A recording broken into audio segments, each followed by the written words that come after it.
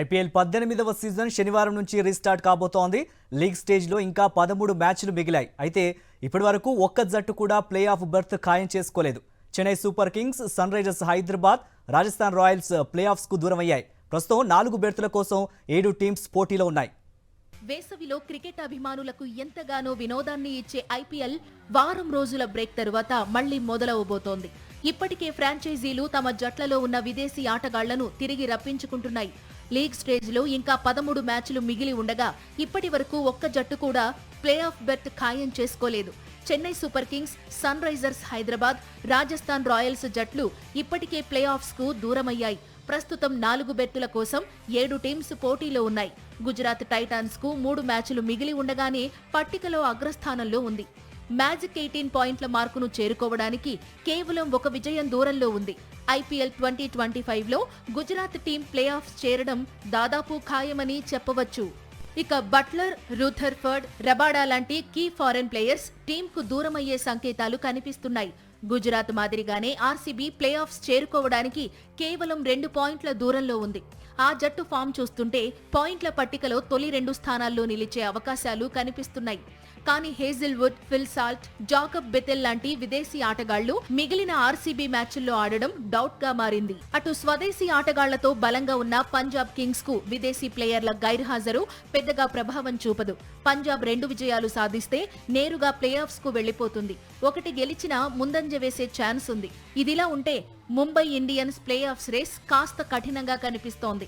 ముందంజ వేయాలంటే ఆ టీం మిగిలిన 2 మ్యాచ్లను ఖచ్చితంగా గెలవాల్సిన పరిస్థితి నెలకొంది. 1 మాత్రమే గెలిస్తే మిగతా జట్ల ఫలితాలపై ఆధారపడాల్సి ఉంటుంది. విదేశీ ప్లేయర్స్ లో రికిల్టన్, విల్ జాక్స్ మిగతా సీజన్ కు దూరం కావచ్చు. మరోవైపు defending champion KKR play offs race నిష్క్రమించేందుకు దగ్గరగా ఉంది. శనివారం ఆర్సీబీతో మ్యాచ్ ఓడితే ఆ టీం పనైపోతుంది. మిగిలిన 2 మ్యాచ్లు గెలిచినా ఆ టీం ప్లే ఆఫ్స్ చేరాలంటే అద్భుతమే జరగాలి. అయితే విదేశీ ఆటగాళ్లు ఆ టీంకు అందుబాటులో ఉండడం కలిసొచ్చే అంశం.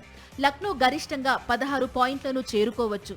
అంటే ఈ టీంకు కూడా ప్లే ఆఫ్స్ ఛాన్సెస్ తక్కువే. మిగిలిన 3 మ్యాచ్లు గెలిచినా ఇతర జట్ల ఫలితాలపై ఆధారపడాల్సి ఉంటుంది.